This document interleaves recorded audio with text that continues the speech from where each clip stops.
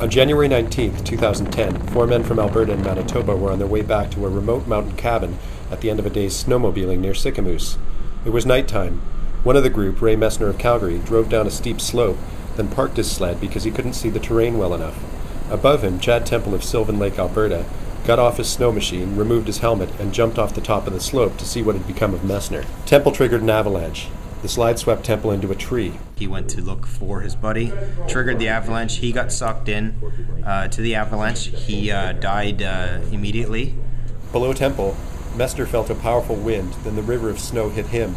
The avalanche carried him over his snow machine and down the mountain for more than 200 meters. Messner ended up wrapped around a tree, both legs broken, one of them with a bone sticking out from his skin. His mouth down was completely buried, and he was pinned against the tree, and he was above the snow, so he didn't die. The men's two friends at the top of the slope, Rick McLean and Jeff Trewin, plunged down through the deep snow and found Messner. They dug him out, then used their avalanche transceivers to search for Temple. When they found him, they saw there was nothing they could do for him. McLean went back to the top of the slope to call for help on his satellite phone. Trewin returned to Messner. Trewin knew he had to keep Messner warm if the injured man was going to survive. In the hours the men waited, Messner kept asking Trewin when rescue would come. Trewin didn't know. Finally, they heard a plane. It was a Buffalo twin prop from the Canadian Forces Search and Rescue Squadron based in Comox. Then the squadron's cormorant helicopter appeared.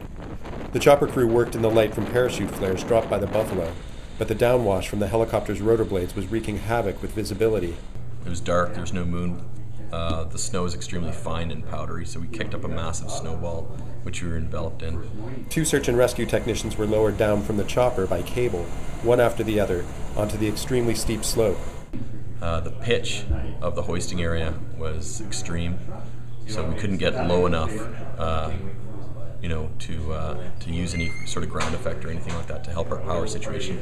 Because the operation was taking place more than 2,000 meters above sea level, the air was thin, and the cormorant required full power to stay in a hover. And the fact that we were hovering and pulling our max power, max continuous power, so if there was any sort of engine problems or anything like that, then that would have been it. The SARTECs found Messner and Trewin and prepared to hoist Messner up to the chopper in a steel mesh litter.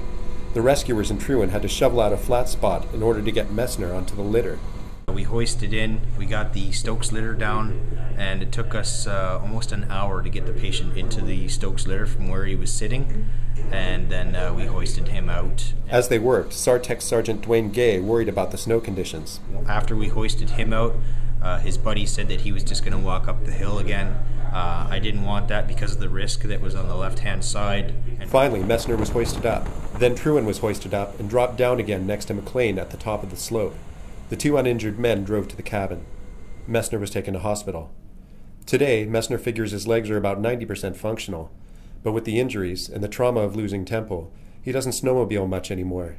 He remains grateful to the SAR team from 442 Squadron. He said, "I'd be dead without them."